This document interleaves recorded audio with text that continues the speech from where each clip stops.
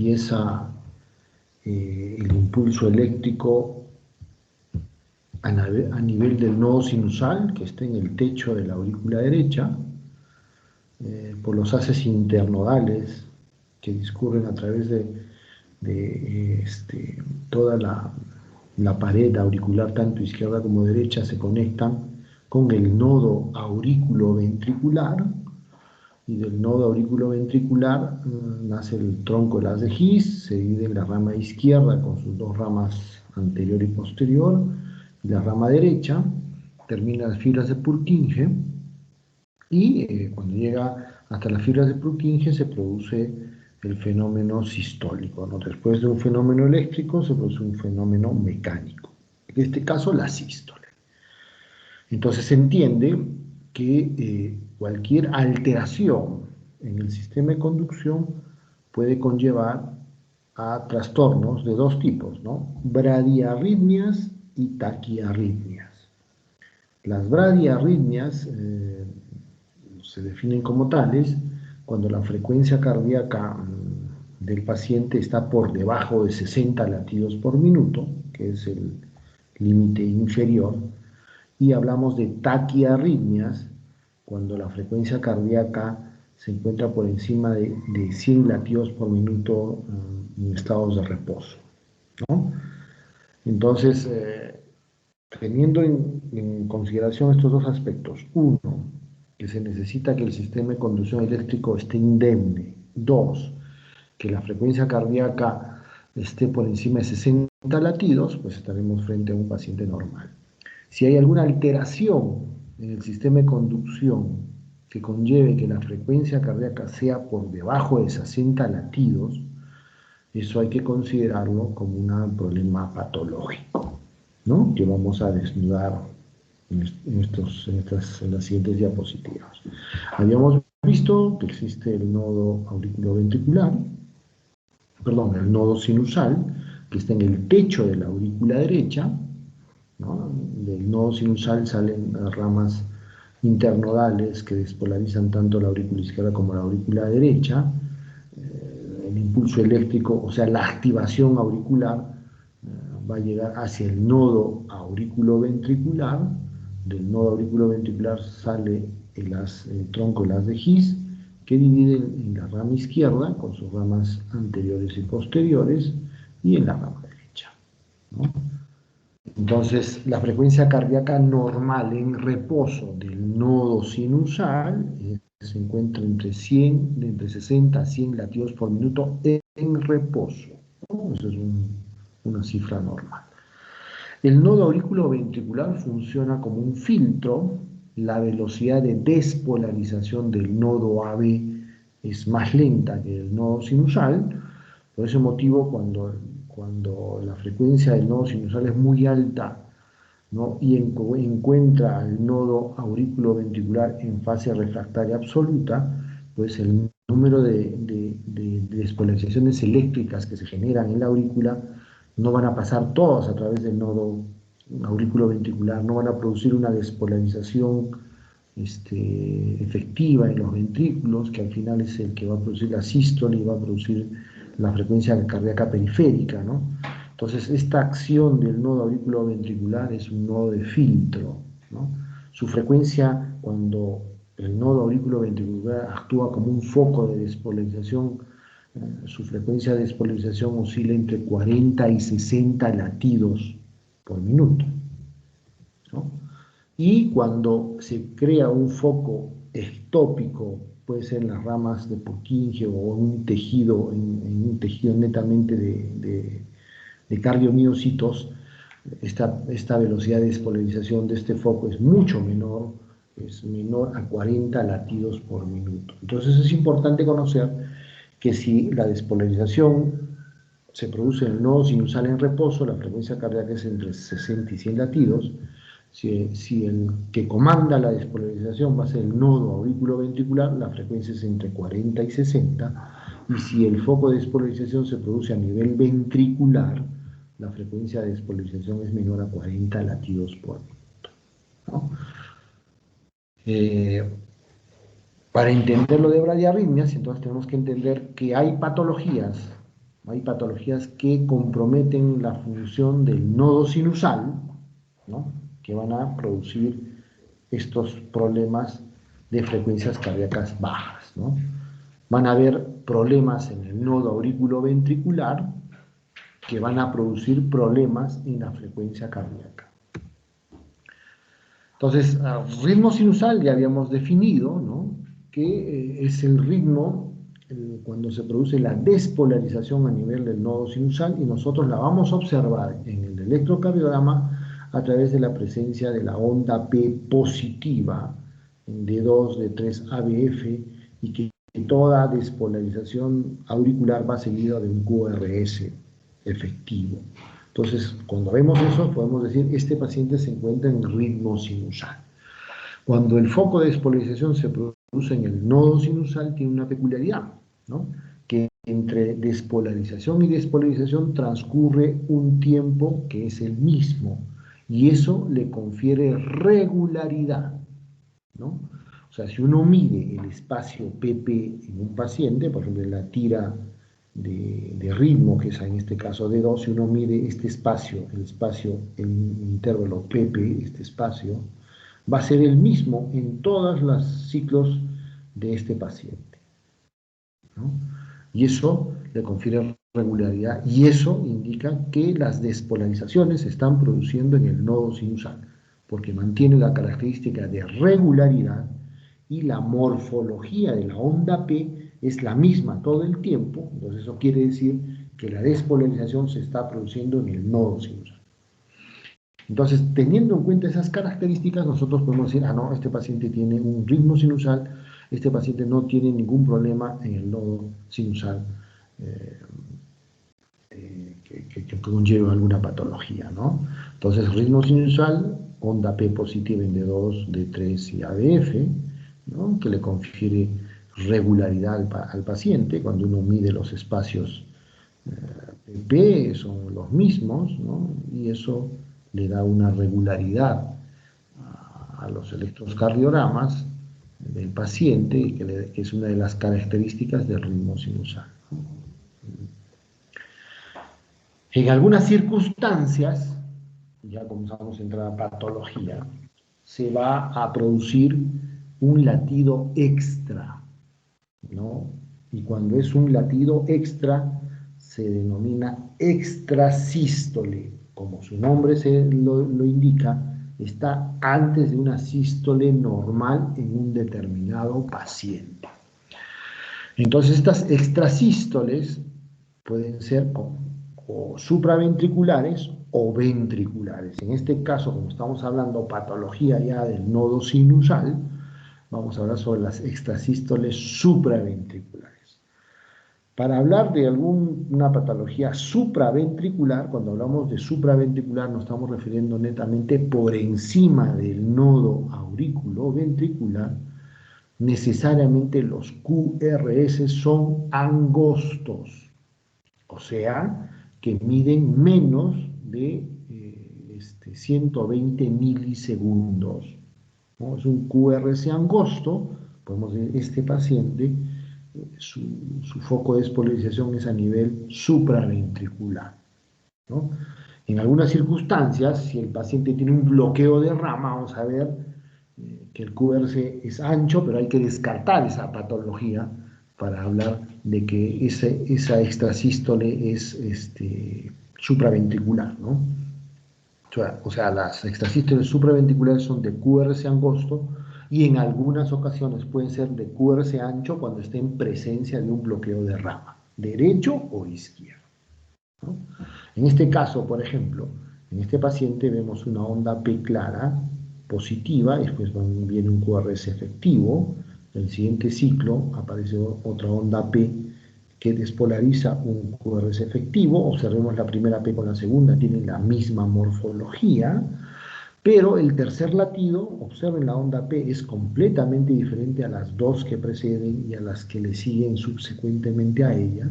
En este caso es una onda P negativa, no siempre es una onda P negativa, pero en este caso es una onda P negativa, produce un QRS angosto, pero si uno mide el espacio RR es completamente diferente al resto de los espacios RR. Entonces, este latido es una extrasístole supraventricular, ¿no? QRS angosto, ¿no?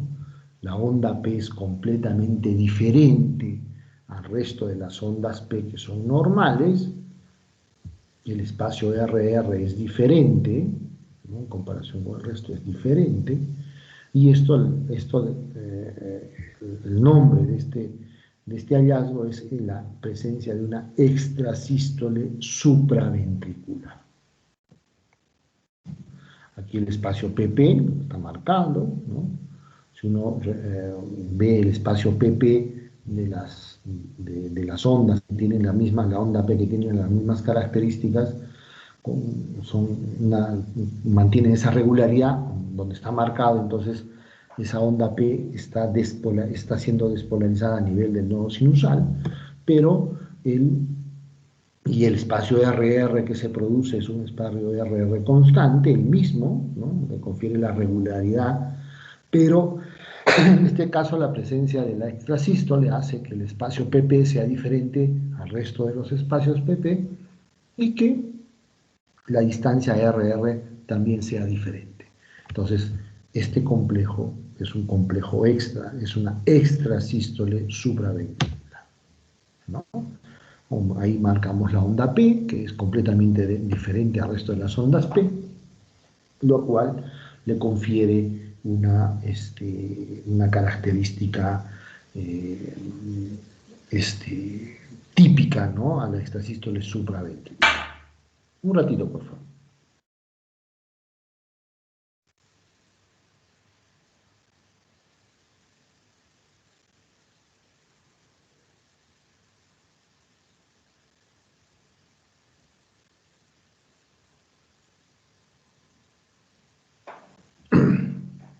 Ok. En algunas ocasiones se va a producir un bloqueo a nivel sinusal, ¿no? O sea, el nodo sinusal se va a bloquear. Este bloqueo puede ser, es esporádico generalmente, ¿no? No es todo el tiempo, sino es esporádico. Y nosotros podemos determinar por el electrocardiograma cuando un paciente tiene un bloqueo sinusal, porque tiene unas características muy típicas. Por ejemplo, observamos en este paciente que hay una onda P, ¿no? Que es positiva, se produce un QRS efectivo. El siguiente ciclo hay una onda P que es de las mismas características que la anterior y produce un QRS efectivo. Y posterior a eso hay una pausa. Todo este tiempo no hay la actividad eléctrica en el corazón, ¿no? Y posteriormente aparece una onda P, que es la misma que las anteriores, con un QRS efectivo. Entonces, toda esta pausa es producida en este caso por un bloqueo sinusal. La característica típica del bloqueo sinusal es que esta pausa es múltiplo del espacio RR que la precede. ¿Ok?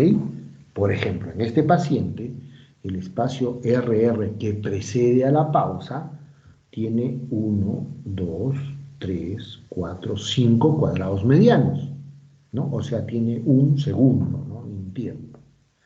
Si nosotros medimos esta pausa, contemos 1, 2, 3, 4, 5, 6, 7, 8, 9, 10, 11, 12, 13, 14, 15, 16, 17, 18, 19 y 20.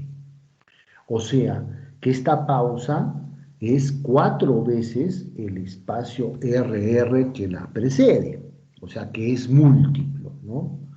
Esta pausa es 4 veces el espacio R que la precede. Entonces, esta pausa es producida por un bloqueo sinusal.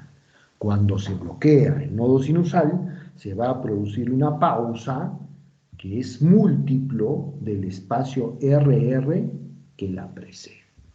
Esa es una característica típica del bloqueo sinusal. Y este bloqueo es intermitente, ¿no? Ocurre en 1, 2, aparece la pausa, después aparecen los latidos, puede ser 1, 2, 3, otra vez aparece la pausa.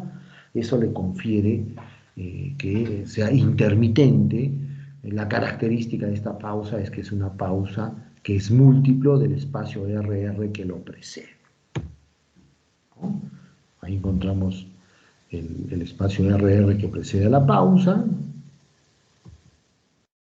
una pausa, ¿no? Ese espacio, el espacio RR que la precede tiene 5 cuadrados medianos, y la pausa presenta 20 cuadrados medianos. Es múltiplo, es 4 veces, ¿no? Es 4 veces el espacio RR que precede la pausa, ¿no? Entonces es una característica típica del bloqueo sinusal, a diferencia de la parada sinusal. O sea, la parada es que en un determinado momento en las fibras, en el mismo nodo sinusal se ha producido no ha producido una despolarización efectiva del nodo sinusal, ¿no? Entonces, igual que el anterior, hay una onda P, precede un QRS efectivo, hay una onda P, un QRS efectivo y aparece una pausa, ¿no? En ese momento se produce la parada sinusal. Y después nuevamente se reactiva el ritmo sinusal normal del paciente. Si uno observa esta pausa, ya está medida aquí, tiene 3.96 segundos y no es múltiplo del espacio RR que la precede, ¿no?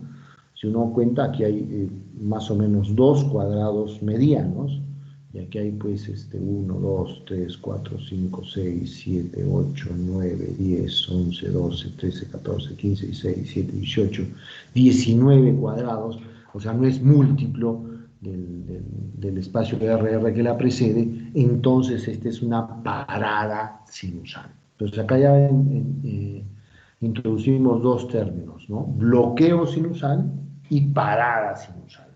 Bloqueo sinusal, la pausa, es una pausa que es múltiplo del espacio RR que la precede. La parada sinusal, la pausa que se produce, no es múltiplo del espacio RR que la precede.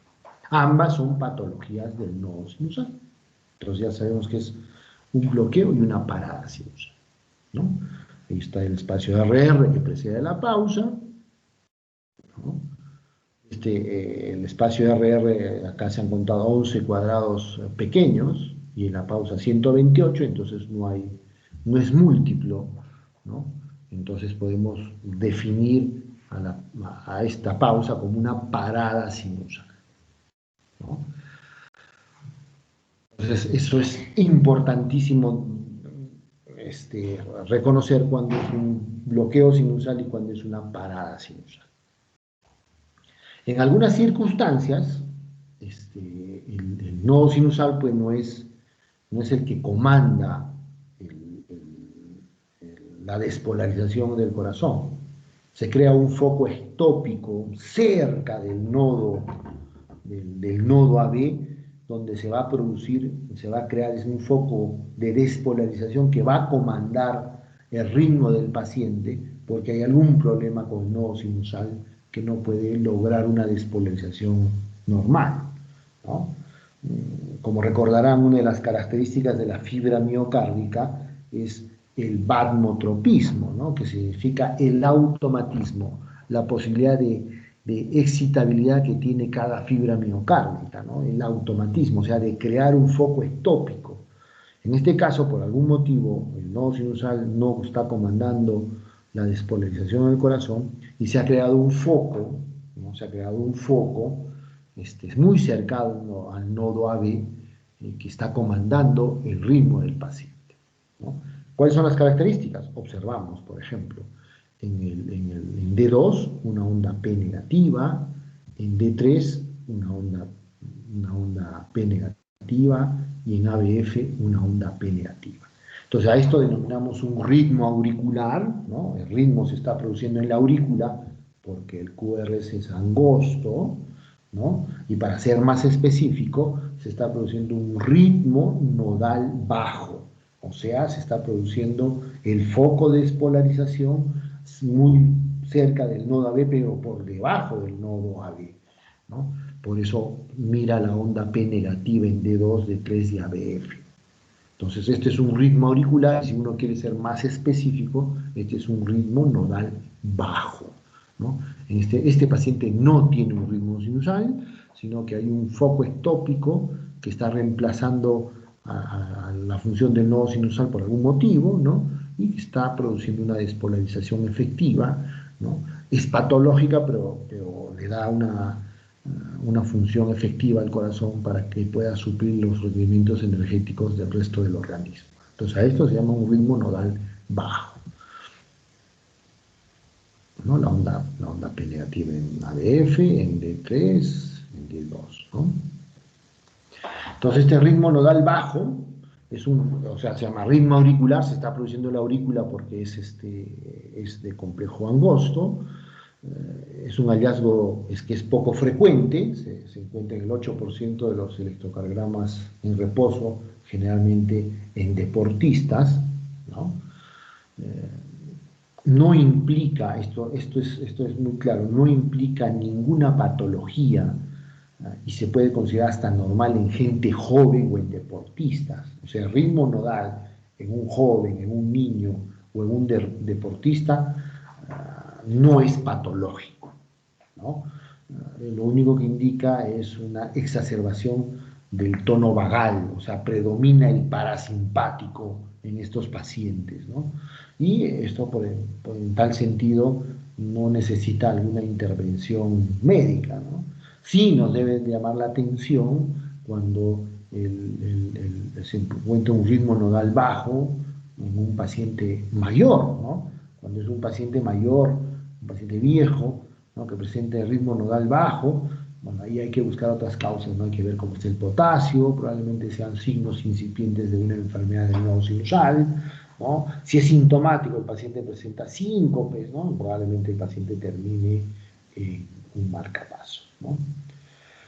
Y el ritmo auricular bajo es un ritmo ectópico que se origina a nivel auricular próximo al nodo aurículo-ventricular, en la parte inferior de la aurícula, ¿no? O por algunos textos lo denominan ritmo del seno coronario, ¿no? Por ese motivo, o sea, como es en la parte baja de la aurícula, la característica es que se van a ver las ondas P negativas en D2, D3 ABF, y generalmente se ve un PR corto por debajo de 120 milisegundos, ¿no? O sea que es una onda P negativa y un PR corto por debajo de los 120 milisegundos. Entonces, si cumple esas características, hablamos de ritmo nodal bajo, ¿no? Entonces no implica patología en jóvenes, en deportistas, en niños. Es un ritmo atópico que se origina en la parte inferior de la aurícula. Algunos textos lo llaman ritmo del seno coronario. Y la característica principal es que es la onda P negativa de 2 de 3 AF con un PR corto por debajo de los 120 milisegundos, ¿no? También existe el ritmo nodal medio, ¿no? En este caso, si uno observa el electrocardiograma, observa QRS angostos, en la mayoría de los casos, angosto, angosto, angosto, angosto, QRS angosto, QRS angosto, QRS angosto, ¿no? Pero no hay onda P. En este caso, se asume que la onda P está dentro del QRS, por eso se llama ritmo nodal medio, no observamos, es un ritmo regular. En este paciente, aquí está asociado con una extrasistolia ventricular. ¿Por qué decimos que es ventricular? Porque el QRS es ancho, ¿no? A diferencia de la extrasistolia supraventricular, donde el QRS es angosto, en este caso es un QRS ancho, y en este electro de este paciente tiene esos dos detalles. Primero, que es un ritmo nodal medio, porque no hay onda P, ¿no? Y segundo, porque tiene una extrasístole ventricular, ¿no? Se llama ritmo nodal medio porque exactamente el que está produciendo la despolarización ventricular es el nodo aurículo-ventricular, ¿no? Y también tenemos el ritmo nodal alto, ¿no? En el cual el foco de despolarización se está produciendo por encima del nodo aurículo-ventricular, ¿no? Y cuando vemos el electrocardiograma, vamos a ver como característica que la onda P es retrógrada, ¿no? Si uno observa el D2, después del QRS aparece la onda P, en D3, después del QRS aparece la onda P, en ABF, después del QRS aparece la onda P. Entonces es una P retrógrada. En este caso estamos frente a un ritmo nodal alto, o sea, el foco de despolarización se está produciendo por la parte de arriba del nodo aurículo-ventricular, ¿no? Entonces, es una de las bradiarritmias que se encuentra frecuentemente, ese ritmo nodal, como hemos visto, ritmo nodal bajo, medio y alto, ¿no? Y que en pacientes jóvenes no denotan, y a niños no denotan una enfermedad, ¿no? Generalmente denotan una exacerbación del parasimpático, pero sí en adultos viejos, cuando está asociado a síntomas como síncope, pues sí denota algo patológico, hay que descartar problemas en el riñón con el potasio, o de pronto son signos incipientes de enfermedad del nodo sinusal, y el paciente probablemente termine en marcapaso. Eso en lo que concierne a las bradiarritmias, o sea, alteraciones en el nodo sinusal. Extrasistolia supraventricular, bloqueo sinusal, parada sinusal y ritmo nodal. Ahora vamos a ver las patologías del nodo aurículo-ventricular, ¿no? Como hemos señalado, el nodo aurículo-ventricular funciona como un filtro. Cuando se altera el nodo aurículo-ventricular, da una serie de trastornos denominados los bloqueos auriculoventriculares. El primer bloqueo que se observa es el bloqueo auriculoventricular de primer grado. ¿Qué indica el bloqueo auriculoventricular de primer grado? Simplemente un enlentecimiento a nivel del nodo auriculoventricular. O sea, sale el impulso del nodo sinusal, por los haces internodales llega al nodo auriculoventricular, y aquí se demora la despolarización por una enfermedad del nodo AB para pasar hacia los ventrículos. Y en el electrocardiograma nosotros lo vamos a ver como un PR prolongado. Sabemos que el PR normal va de 120 a 200 milisegundos. Entonces, para hablar de un bloqueo auriculoventricular, el PR debe ser mayor a 200 milisegundos. Si el paciente tiene más de 200 milisegundos, estamos frente a un bloqueo auriculoventricular de primer grado. Estos bloqueos auriculoventriculares de primer grado no reciben tratamiento, generalmente son farmacológicos, nos avisan que tenemos que tener cuidado de los fármacos que tengan función cronotrópica negativa, ¿no? O es un paciente que no usa ningún fármaco y por un envejecimiento a nivel del anillo mitroaortotricuspidio, por donde pasa el nodo auriculoventricular, hay una calcificación que está produciendo este trastorno, y lo que necesita es simplemente observación y seguimiento para ver si este bloqueo progresa, ¿no? Entonces, bloqueo auriculoventricular de primer grado, observamos un PR más de 200 milisegundos y específicamente no recibe un tratamiento para este hallazgo,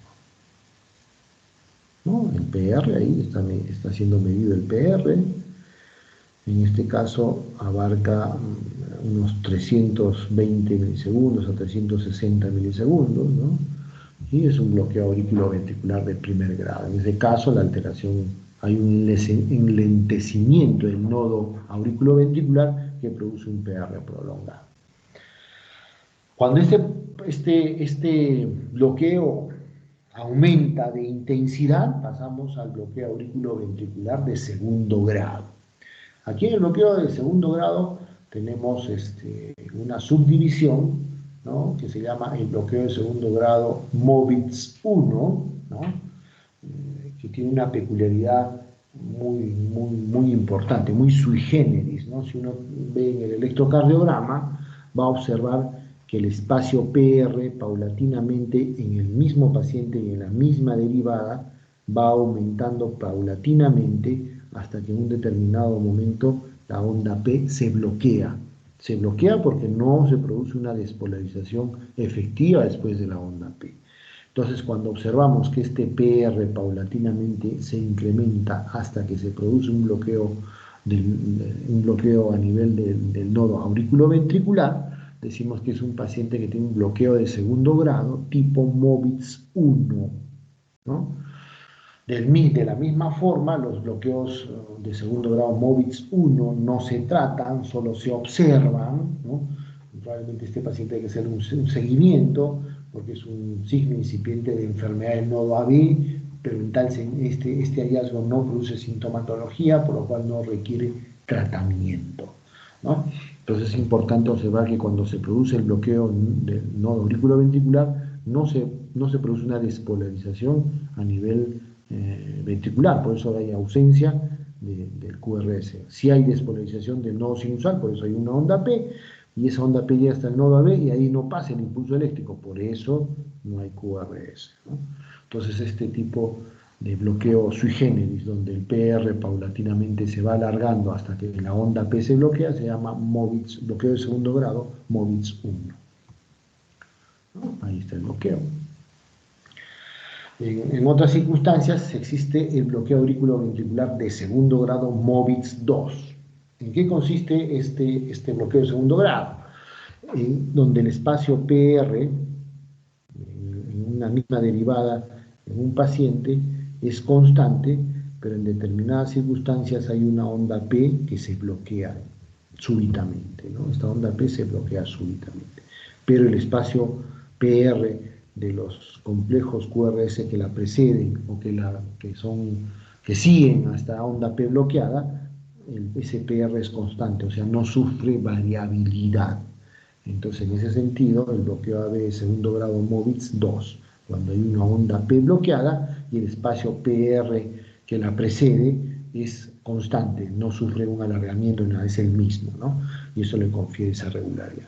Hay el espacio PR, que es el mismo en todos los complejos, no hay variación, entonces eso es una de las características. Y la segunda característica es que hay ondas P que se bloquean, ¿no? Se ha producido la despolarización en el nodo sinusal, hay onda P, pero hay un bloqueo en el nodo AB, por eso no se produce la despolarización efectiva en el QRS. El bloqueo de tercer grado puede tener varias formas de presentación, ¿no? Y es cuando el nodo auriculoventricular sufre un bloqueo, un bloqueo intenso, por el cual en el electrocardiograma se va a observar más de una onda P consecutiva bloqueada, ¿no? Por ejemplo, en este caso, si uno ve la onda P en este paciente, la onda P QRS efectivo, el siguiente latido, una onda P, un QRS efectivo, siguiente latido, onda P QRS efectivo, este latido, onda P QRS efectivo, en el siguiente latido, onda P QRS efectivo, en el siguiente latido, la onda P QRS efectivo, y posterior a eso, solo onda P, onda P, onda P, onda P. En este momento se está produciendo un bloqueo completo de tercer grado, porque hay más de una onda P consecutiva bloqueada, ¿no? En este caso hay 2, 3, 4, 5 ondas P. Entonces eso le confiere un bloqueo auriculoventricular de tercer grado al paciente, ¿no?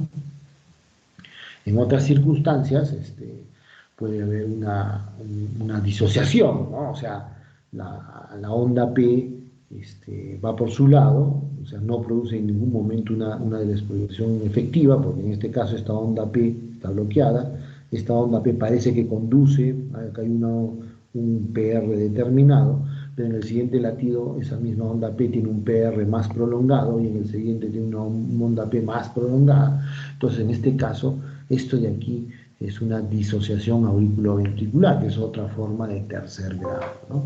Que es importante también conocerlo, ¿no? Entonces hay dos formas de presentación del bloqueo de tercer grado. Cuando hay más de una onda P consecutiva bloqueada, es un bloqueo de tercer grado.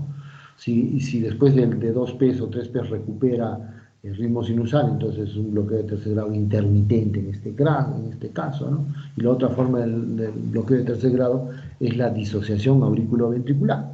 O sea que hay despolarizaciones por su lado de las aurículas y hay despolarizaciones de los ventrículos por su lado. Aquí cuando hablamos del bloqueo de tercer grado es importante saber cuando se ha bloqueado el nodo AB, pues alguien está comandando, ¿no? A dónde se está creando ese foco ectópico para que el corazón siga latiendo, para que el paciente no sea sintomático o sea oligosintomático, se lleve los nutrientes necesarios al resto de los organismos, al resto de las partes de nuestro órgano, de nuestro sistema, ¿no? Entonces, en ese sentido, el foco de despolarización, o sea, el que está comandando la despolarización en ese momento, cuando es un QRS angosto como este, por ejemplo, podemos decir que el foco de despolarización es a nivel del nodo aurículo-ventricular. En este momento, el escape salvatorio en este paciente que tiene un bloqueo de tercer grado tipo de disociación auriculoventricular, el foco salvatorio es el foco a nivel del nodo auriculoventricular. Entonces, este es un bloqueo auriculoventricular de tercer grado con ritmo de escape nodal. O sea, el foco de despolarización se está produciendo en el nodo AB, ¿no? Entonces acá este paciente se mide el espacio PP, es el mismo todo el tiempo, ¿no? Y de pronto presenta ondas P, más de 2 ondas P bloqueadas en forma consecutiva, entonces es un bloqueo AB de tercer grado, ¿no? En este caso, por ejemplo, ¿no? Como hemos visto, esta onda P tiene un PR muy prolongado, el siguiente complejo, el PR es más corto, el siguiente, la onda P está metida ahí adentro, después el siguiente complejo, la onda P tiene un PR más largo, ¿no? Entonces, aquí lo que se observa que es que la velocidad de despolarización de las ondas P tiene un determinado tiempo y la despolarización de los ventrículos tiene otro tiempo. Entonces es un bloqueo de tercer grado tipo disociación auriculoventricular.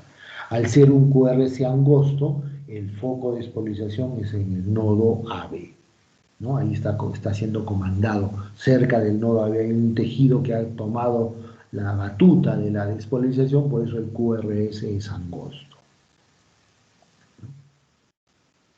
Entonces, en todas las bradiarritmias sintomáticas, que son irreversibles, se debe dar tratamiento, ¿no? Cuando son secundarias, o sea, reversibles, generalmente son a fármacos, hay que retirar los fármacos cronotrópicos negativos, ¿no?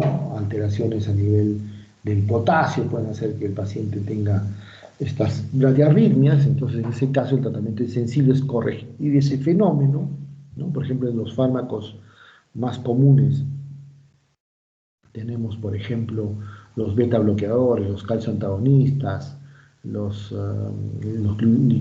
glucósidos cardíacos como la digoxina, ¿no? Los fármacos antiarrítmicos de la clase 1 y la 3, litio, fenitoína, alteraciones electrolíticas, hipotiroidismo, apnea del sueño, hipoxemia, aumento del tono vagal, como los vómitos y la tos, en la defecación y la micción. Entonces todo eso puede hacer que haya bradiarritmias.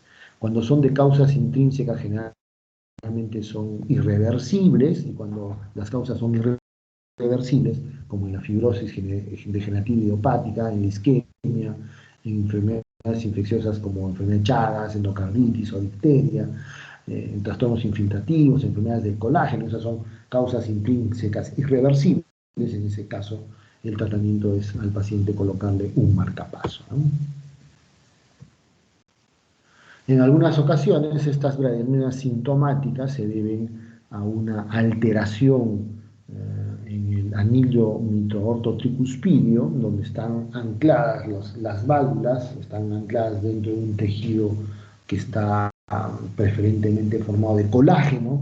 El colágeno es una proteína que bajo ciertas circunstancias puede calcificarse, y cuando hay una calcificación de este anillo mitro-ortotricuspidio, por ahí transcurren pues las fibras de conducción eléctrica. Esta calcificación altera las fibras de conducción, por lo cual el paciente puede ser pasible de tener enfermedad del nodo auriculoventricular. Ese síndrome, cuando hay calcificación de la niliomitrotripsofosfatidica se llama el síndrome de Leff-Lenegre, ¿no? Que es una de las causas muy comunes de bloqueos auriculoventriculares de tercer grado en los pacientes viejitos. ¿Por qué? Porque es, la principal causa de los trastornos que requieren marcapasos, son gente vieja que tiene este síndrome de Leff-Lenegre, ¿no? Como hemos visto, hay pacientes que tienen un bloqueo auriculoventricular de tercer grado irreversible, ¿no? O una bradiarritmia irreversible, en ese caso ahí se colocan marcapasos. Existen los marcapasos unicamerales, ¿no? Es un marcapaso que se le coloca con un solo cable. En la punta del cable se va a producir la despolarización, o sea, que el foco de despolarización va a ser artificial, se va a crear a nivel del ventrículo, en este caso en el ventrículo derecho, que es donde se coloca el electrodo del marcapaso, y cuando vemos el electro vamos a ver una peculiaridad, pues, ¿no? Que antes del QRS vamos a ver una espiga, que es esta imagen, ¿no? Es una espiga eléctrica, que es la señal que nos indica que este electrodo ha producido una despolarización eléctrica y posterior a esta despolarización eléctrica se está produciendo un QRS efectivo. Como el foco de despolarización es artificial y se está produciendo en el ventrículo, el QRS es ancho, más de 120 milisegundos. Entonces pueden haber marcapasos unicamerales, como también marcapasos bicamerales, que son los más fisiológicos. Son marcapasos que tienen dos cables, un cable va anclado en la orejuela derecha y el segundo cable va anclado a nivel del ápice del ventrículo derecho en este caso, y en el electrocardiograma vamos a observar, por ejemplo, una espiga antes de la onda P, o sea, esa espiga está producida por el electrodo auricular, se produce el impulso eléctrico, se produce la espiga, se produce la despolarización, una onda P artificial que va a producir la despolarización ventricular, ¿no? En este mismo paciente, en un determinado momento, se produce solo la despolarización a nivel ventricular, por eso se ve una espiga delante del ventrículo y un QRS efectivo, ¿no? Entonces, este paciente por momentos comanda el impulso a nivel auricular, por eso se ve la espiga y se produce un QRS natural, secundario a la despolarización de la aurícula, y en ese mismo paciente en un determinado momento desaparece la espiga auricular, pero aparece la espiga ventricular que se denota pues como una espiga antes del QRS. Este es un marcapaso bicameral, ¿no? Que es lo más fisiológico, generalmente se coloca a los pacientes más jóvenes, ¿no? Si un paciente joven presenta un bloqueo auriculoventricular de tercer grado, ahí lo mandatorio es colocarle un marcapaso bicameral.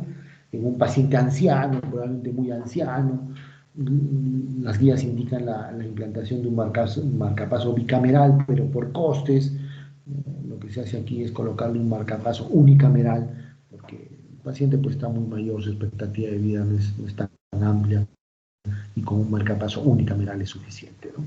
Pero esa es la manera de tratar estos fenómenos, ¿no? Y aquí algunos ejemplos. A ver, ¿quién me puede decir qué es lo que estamos viendo en este electro?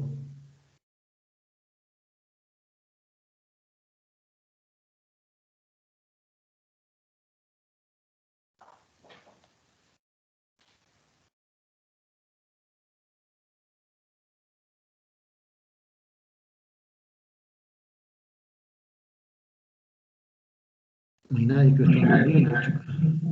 Doctor, es un Movitz, ¿no? Un Movitz 1. ¿Por qué crees que es un Movitz 1?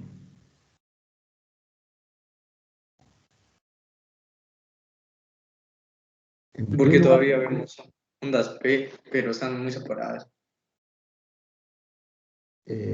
claro, pero el Movitz 1, su característica es que el espacio PR paulatinamente se va alargando, ¿no? Y llega un momento que se bloquea la onda P. En este paciente no tenemos una tira larga, se observan en cada una de las derivadas, solo hay dos complejos, ¿no? Acá hay dos complejos, en D2 dos complejos, no hay más de dos latidos en cada complejo, y lo que sí se observa es que hay una onda P bloqueada, por ejemplo, cuando está en B1, ¿no? Acá esta onda P está bloqueada, y después viene una onda P y una despolarización. uno podría llegar a la conclusión que este es un bloqueo AB de segundo grado, tipo MOVIX 2, ¿no? Porque no, el espacio PR anterior parece que es el mismo, pero aquí eso es una onda P bloqueada, entonces sería un bloqueo AB de segundo grado, ¿no?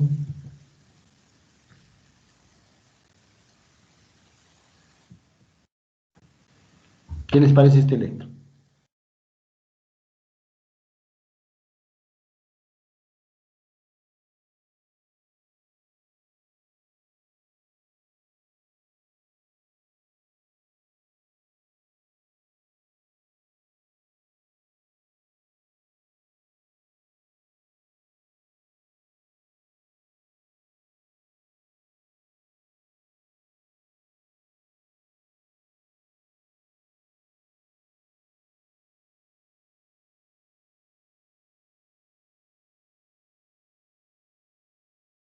Tenemos una onda P que precede a un QRS, después aparece una onda P que no tiene QRS, ¿no? El espacio PR parece que es el mismo, ¿no? No hay un alargamiento, pero esta onda P está bloqueada, entonces estamos frente a un paciente que tiene un bloqueo AB de segundo grado tipo MOVIS 2, ¿no? En presencia de un QRS ancho, ¿no? Es un paciente que tiene un bloqueo de rama izquierda, ¿no? Un bloqueo de rama izquierda, y que tiene un bloqueo AB de segundo grado tipo MOVIX 2, ¿no?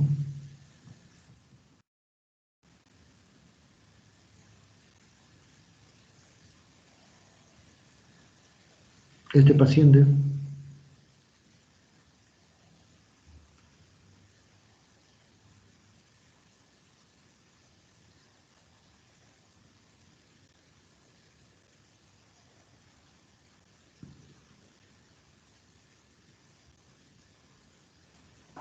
tiene un ritmo irregular antes de una pausa, ¿no? Esta pausa no es múltiplo de los RR precedentes, entonces estamos frente a una parada sinusal, ¿no? Este paciente tiene una parada sinusal porque el espacio RR anterior no es regular y en la pausa no es un múltiplo del espacio RR que precede a la pausa, ¿no?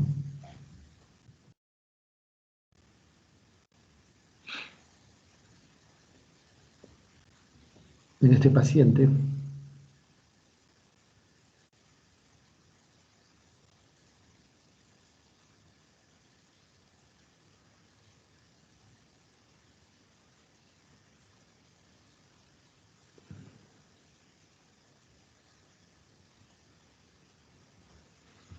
el espacio RR que precede a la pausa, esta es otra vez otra pausa, son 1, 2, son 5, 10, 15, 17 y 3, 20.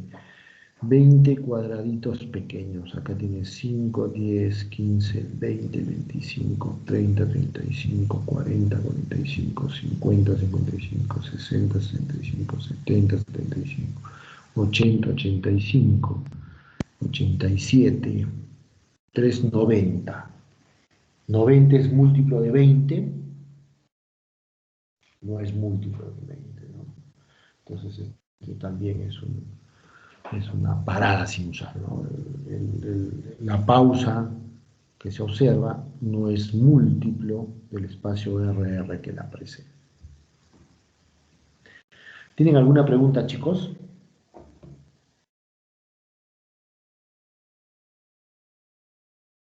¿Qué ha pasado? Hoy están mudos.